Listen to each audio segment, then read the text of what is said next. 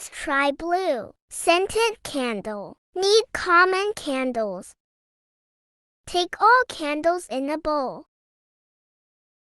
Crush them. Remove all thread from candles. Use wax caryons for color. Using empty jar. Microwave it for 5 minutes. I am using white roses and almost finished perfume.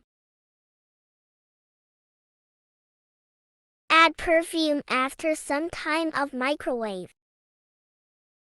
Setting thread with ice cream sticks. Leave it for dry. It's ready for burn. First cut extra thread. Let's burn it. It smells like my favorite perfume. My perfume is not finished.